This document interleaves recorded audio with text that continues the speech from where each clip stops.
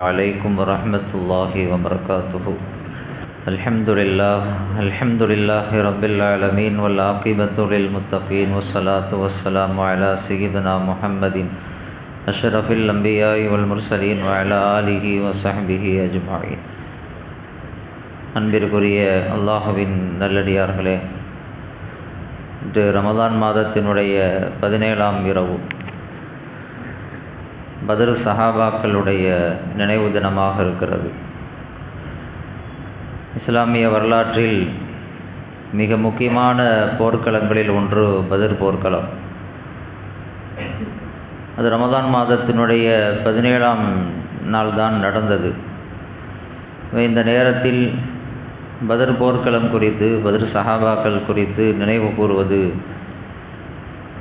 மிக பொருத்தமானதாக இருக்கும்.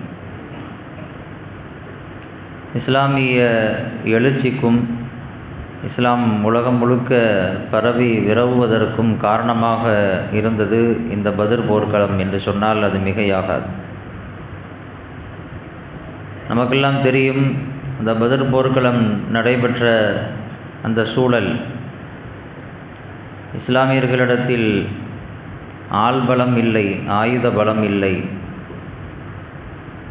எதிரிகளை கவனித்து எல்லா வகையிலும் இவர்கள் பலவீனமாக இருந்தார்கள். இருந்தாலும் அல்லாஹ் ரப்புல் ஆலமீன் இஸ்லாத்திற்கு மிகப்பெரிய வெற்றியை கொடுத்தான்.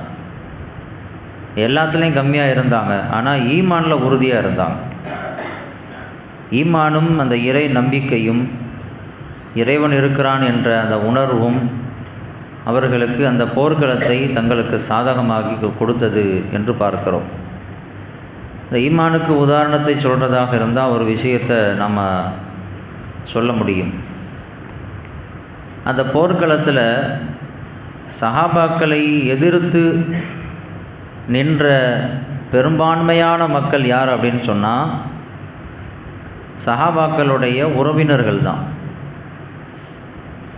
எதிர்த்து போரிட வந்திருக்காங்கல்ல, அதில் பெரும்பாலும் யார் இருந்தாங்க? இங்கே போர் செய்யக்கூடிய சஹாபாக்களுடைய அண்ணன், தம்பி, சின்னத்தா, பெரியத்தா, மாமா, அவங்களுடைய பிள்ளைங்க, தகப்பனார், இப்படி தன்னுடைய உறவுகளை எதிர்த்து போரிட வேண்டிய ஒரு சூழல். அதுவும் முதல் போர்க்களம். இந்த மதீனாவுக்கு ஒரு வருஷம்தான் ஆச்சு. நிறைய சஹாபாக்கள் அப்போ தான் இஸ்லாத்துக்கு வந்திருப்பாங்க. நேற்று வரைக்கும் தகப்பனாராக இருந்தவர், நேற்று வரைக்கும் பையனாக இருந்தவர், நேற்று வரைக்கும் சின்னத்தா பெரியத்தாவாக இருந்தவர், இன்னைக்கு அவரை எதிர்த்து போராட வேண்டிய ஒரு நிலை. போர் அப்படின்னு சொன்னால் சமயங்களில் கொள்ள வேண்டியது வரும். எப்படிப்பட்ட ஒரு மனோநிலை சஹாபாக்களுக்கு இருந்திருக்கும் அப்படிங்கிறத நாம் கொஞ்சம் யோசித்து பார்க்கணும். தனக்கு முன்னால் நிற்கிறது தன்னுடைய பையன், தனக்கு முன்னால் நிற்கிறது தன்னுடைய தகப்பன், தன்னுடைய அண்ணன், தம்பி. ஆனால் அந்த நிலையில் சஹாபாக்கள் தன்னுடைய அண்ணன் என்று பார்க்கவில்லை, தன்னுடைய தம்பின்னு பார்க்கல, தன்னுடைய தகப்பன் சொல்லி பார்க்கல. நிற்கிறது யார் அப்படின்னு சொன்னால் அல்லாஹுக்கும் ரசூலுக்கும் எதிரி என்று தான் பார்த்தார்கள். இஸ்லாத்தை அழிக்கணும்னு நிற்கிறாங்க, இஸ்லாமியர்களை வேரோடு அழிக்கணும்னு சொல்லி நிற்கிறாங்க. அதனால் நிற்பது என் தகப்பன் இல்லை, அல்லாஹ் ரசூலுக்கு எதிரி. நிற்பது என் அண்ணன் தம்பி இல்லை, அல்லாஹ் ரசூலுக்கு எதிரி என்ற கண்ணோட்டத்தில் தான் சஹாபாக்கள் அந்த போர்க்களத்தில் கலந்து கொண்டார்கள். அதனால் தனக்கு முன்னால் வாளுக்கு எதிரே யார் நிற்கிறான் அப்படிங்கிறத பார்க்கவே இல்லை, அவங்களுடைய முகத்தை பார்க்கவே இல்லை. நிற்கிறது அத்தனை பேரும் அல்லாஹ் ரசூலுடைய எதிரிகள் என்ற கண்ணோட்டத்தோடு போர் செய்தார்கள். அதனால் தன்னுடைய உறவுகளையும் வெட்டி வீழ்த்தினார்கள். அந்த இடத்தில் அவங்களுடைய பாசம் தடுக்கல்ல, நட்பு தடுக்கல்ல. உமர் இப்னு கத்தாப் ரலியல்லாஹு தஆலா அன்ஹு தன்னுடைய மாமனை வெட்டி கொன்னாங்க போர்க்களத்தில்.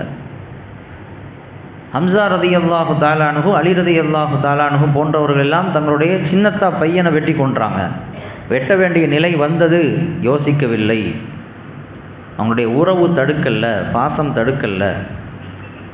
என்னதான் இஸ்லாத்துக்கு வந்தாலும் அந்த ஒரு பாசம் இருக்கத்தானே செய்யும். உறவு அப்படிங்கிற ஒரு பாசம் பிறந்ததிலிருந்து இருக்கக்கூடிய அந்த நெருக்கம், அந்த பாசம் இருக்கத்தானே செய்யணும். ஆனால் அந்த பாசம் உங்களை தடுக்கலை.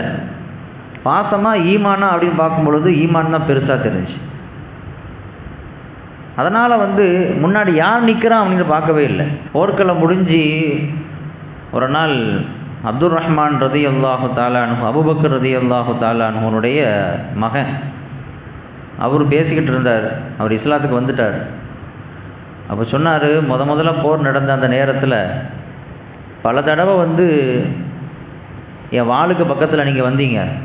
அப்துல் ரஹ்மான் ரலியல்லாஹு தஆலா அன்ஹு அப்போ இஸ்லாத்துக்கு வரலை. பத்ர் போர் நடக்கும் பொழுது எதிர் தரப்பில் நின்று போர் செஞ்சிட்டு இருந்தார். அபூபக்கர் ரலியல்லாஹு தஆலா அன்ஹு இஸ்லாமியர்கள் தரப்பில் நிற்கிறாங்க. மகன் ஒரு பக்கம், தகப்பன் ஒரு பக்கம். மகன் சொல்கிறாரு, பல தடவை போர் நடக்கும் பொழுது என்னுடைய வாளுக்கு அருகில் உங்கள் தலை வந்துச்சு, தகப்பனாச்சே அப்படின்னு சொல்லி நான் வெட்டாமல் விட்டுட்டேன். நான் வாளுக்கிட்ட வரும்போது நீங்கள் கிட்ட வந்தீங்க, நான் எடுத்துட்டேன். ஏன்னா நீங்கள் தகப்பன்ல எப்படி வெட்டுறது அப்படின்னு நான் யோசித்து விட்டுட்டேன் அப்படின்னா. அபூபக்கர் ரலியல்லாஹு தஆலான்னு சொன்னாங்களாம், தகப்பன் சொல்லி என்ன நீ விட்ட, இதே என்னை ஒன்றை வெட்டுவதற்கு எனக்கு வாய்ப்பு கிடைச்சிருந்தா நான் தடவையிலே வெட்டியிருப்பேன். நான் பல தடவை நீ யோசித்து விட்டேன்னு சொன்னேன், ஒரு தடவை எனக்கு வாய்ப்பு கிடைச்சிருந்தாலும் நான் வெட்டியிருப்பேன். ஏன்னா நீ எனக்கு மகன் இல்லை, அன்னைக்கு எனக்கு எதிரி, அல்லாஹ் ரசூலுக்கு எதிரி. தடவை வெட்டியிருப்பேன். நாங்கள் எப்படி அந்த ஈமான் அவங்களுடைய உள்ளத்தில் இருந்துச்சுன்னு பாருங்கள். அந்த ஈமான் தான் அவர்களுக்கு வெற்றியை தந்தது. போர்க்களம் முடிஞ்சு நிறைய பேர் கைதிகளாக பிடிக்கப்பட்டாங்க காஃபிர்களில். அந்த கைதிகளை என்ன பண்ணலாம் அப்படின்னு சொல்லி மஷூரா நடக்குது. ஸல்லல்லாஹு அலைஹி வஸல்லம் எந்த விஷயத்தையும் மஷூரா செய்து அந்த சபையில் என்ன மஷூரா வைக்கப்படுகிறதோ, ஆலோசனை வைக்கப்படுகிறதோ அதன்படி அந்த திட்டங்களை வகுத்துக் கொள்வார்கள், அமைத்துக் கொள்வார்கள். அப்போ என்ன செய்யலான்னு மஷூரா கேட்கும் பொழுது ஒவ்வொருத்தரும் மஷூரா சொல்கிறாங்க. இப்போ உமர் இப்னு கத்தாப் ரலியல்லாஹு தஆலா அன்ஹு சொன்ன மஷூரா என்னன்னா, அத்தனை பேரையும் கொன்றுவோம். நம்மளை அழிக்கணும்னு வந்தவங்க தானே, இஸ்லாத்தை வேரோடு பிடுங்கணும்னு சொல்லி எண்ணத்தில் நின்னவங்க தானே, அவங்கள எப்படி விடுறது, அவங்கள கொல்லணும் அப்படின்னு மட்டும் சொல்லி முடிக்கலை. என்ன சொன்னாங்க தெரியுமா, ஒவ்வொருத்தரையும் நிற்க வச்சு நம்மளில் யார் அவருக்கு உறவோ அவர் தான் வெட்டணும். சஹாபாக்களில் அவருடைய அண்ணன் ஒருத்தர் நிற்கிறாருன்னா அவர் தான் வெட்டணும். எனக்கு ஒருத்தர் உறவுக்காரர் நிற்கிறார் அப்படின்னு நான் அவரை வெட்டுவேன். அலிக்கு உறவுக்காரர் அப்படின்னா அலி அவரை வெட்டணும். அவரவர் சொந்தத்தை அவர் வெட்டணும். இதுதான் சரியான தீர்ப்பாக இருக்கணும் அப்படின்னு சொல்லி உமர் இப்னு கத்தாப் ரலியல்லாஹு தஆலான்னு சொன்னாங்க. எப்படிப்பட்ட ஒரு ஈமான் அவங்களுடைய உள்ளத்தில் இருக்கும் அப்படிங்கிறத நாம் யோசிச்சு பார்க்கணும். பரம எதிரிலாம் இல்லை, எல்லாம் உறவினர்கள், சொந்த பந்தங்கள், நட்புகள். இருந்தாலும் அல்லாஹ் ரசூலுக்கு எப்போ எதிரியோ அப்போ எனக்கும் எதிரின்னு நினச்சாங்க. அதே சமயத்தில் எதிரிகள் அல்லாஹ் ரசூலுக்கு பிடித்தமானவர்களாக மாறிட்டாங்க அப்படின்னா அந்த செகண்டே நண்பர்களாக மாறிடுவாங்க. அந்த செகண்டே பத்ரில் நிறைய காஃபிர்கள் கொல்லப்பட்டாங்கல்ல. பத்ர் முடிஞ்ச பிறகு காஃபிர்கள்லாம் வெறியோடு இருந்தாங்க. முதற் போர்க்களம் 1000 பேர் போயிருந்தோம், அவங்களோட 2 மடங்கு கூட நம்மளை அடிச்சுட்டு போயிட்டாங்களே, நிறைய பேரை கொன்னுட்டாங்களே அப்படின்னு சொல்லி அவங்கள காவு வாங்கிறதுக்கு, திருப்பி பழி வாங்கிறதுக்கான சந்தர்ப்பத்தை காஃபிர்கள் எதிர்பார்த்து காத்துக்கிட்டே இருந்தாங்க. எப்படியாவது இஸ்லாமியர்களை பழி வாங்கிடணும் அப்படின்ட்டு காத்துக்கிட்டு இருந்தாங்க. அப்படி பழி தீர்ப்பதற்கான சந்தர்ப்பத்தை தேடிக்கொண்டிருந்தவர்களில் ஒருவர் தான் உமைர் இப்னு வஹப் அப்படின்னு ஒருத்தர். உமைர் இப்னு வஹப் அவர் ஒரு நாள் காபத்துல்லாஹ்வுக்கு அருகில் நின்று பேசிக்கிட்டு இருக்கிறாரு. அவருடைய நண்பர் ஒருத்தட்ட சஃப்வான், 2 பேரும் பேசிக்கிட்டு இருக்கிறாங்க. இந்த மாதிரி பத்ரில் நம்மளை இப்படி பண்ணிட்டாங்களே இஸ்லாமியர்கள், நம்ம கூட இருந்த அத்தா பையன் எல்லாத்தையும் வெட்டி கொண்டு போட்டாங்களே, எப்படியாவது அவங்கள நம்ம ரிவெஞ்ச் எடுத்து ஆகணும், பழி வாங்கி ஆகணும், என்ன செய்யலாம் அப்படின்ட்டு பேசிக்கிட்டு இருக்காங்க. எனக்கு மட்டும் அப்படி ஒரு வாய்ப்பு கிடச்சிச்சுன்னா நான் விட மாட்டேன். முதல்ல முஹம்மது ரசூலுல்லாவை தான் போய் கொல்லுவேன். என்ன என்னுடைய குடும்பத்தினுடைய சூழ்நிலை தான் என்னை தடுக்குது. நான் போய் ஒருவேளை அப்படி கொல்ல போகும்போது நான் மாட்டிக்கிட்டேன், என் உயிருக்கு ஆபத்து வந்துருச்சு அப்படின்னு சொன்னால் என் குடும்பம் நடுத்தருவுக்கு வந்துடும். அந்த ஒரு விஷயத்துக்காக தான் நான் பயப்படுறேன், இல்லைன்னா நான் போயிடுவேன் அப்படின்ட்டு உமைர் இப்னு வஹப் சொல்ல. சஃப்வான் சொல்கிறாரு, உனக்கு அதுதான் பிரச்சனையா, நான் பார்த்துக்கிறேன் உன் குடும்பத்தை, உன் குடும்பத்துக்கு நான் பொறுப்பு, கேரண்டி.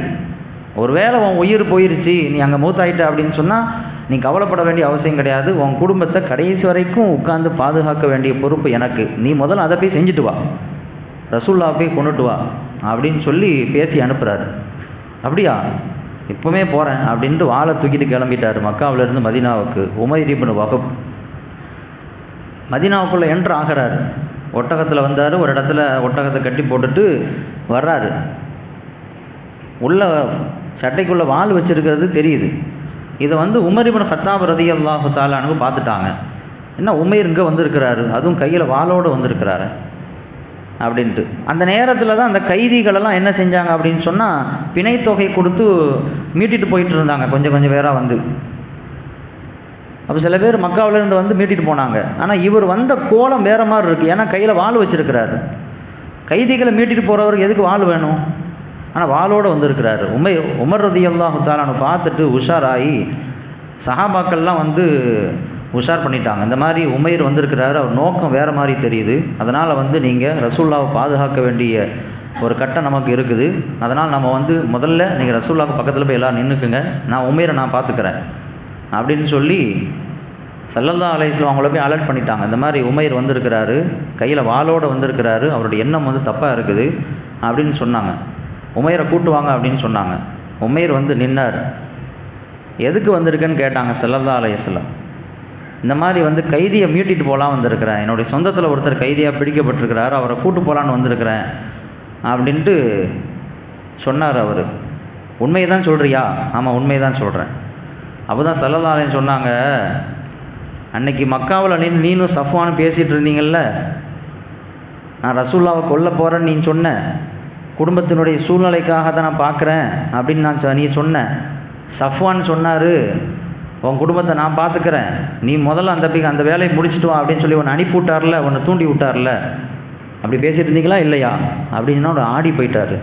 எங்கே நடந்துச்சு இது? மக்காவில் இந்த 2 பேரும் பேசிகிட்டு இருக்கிறாங்க. ஸல்லல்லாஹு அலைஹி வஸல்லம் மதீனாவில் இருக்கிறாங்க. அல்லாஹ் வஹீயின் மூலமாக அந்த செய்தியை சொல்லிவிட்டான். 2 பேரும் பேசிகிட்டு எனக்கு தெரியாதுன்னு நினைக்கிறீங்களா? 2 பேரும் திட்டமிட்டு உன் குடும்பத்தை நான் பார்த்துக்கிறேன், நீ போய் முதல்ல ரசூலுல்லாஹ் வெட்டிட்டு வான்னு சொல்லி அவன் சொல்ல, நீங்கள் இங்கே வந்திருக்கல்ல, என்னை வெட்டத்தானே வந்திருக்கிற, பொய் சொல்கிறியா அப்படின்னோன்னு அவர் அதிர்ந்து போயிட்டார்.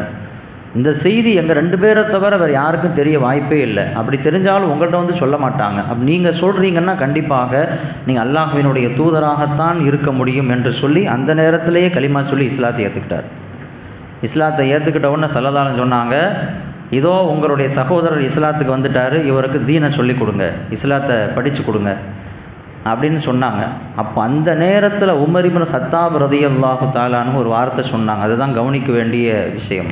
அவங்க சொன்னாங்களா உமைரை பார்த்து, நேற்று வரைக்கும் நீ என் விஷயத்தில் யார் தெரியுமா? பன்றியை விட மோசமானவன். நேற்று வரைக்கும் நீ எப்படிப்பட்டவன்?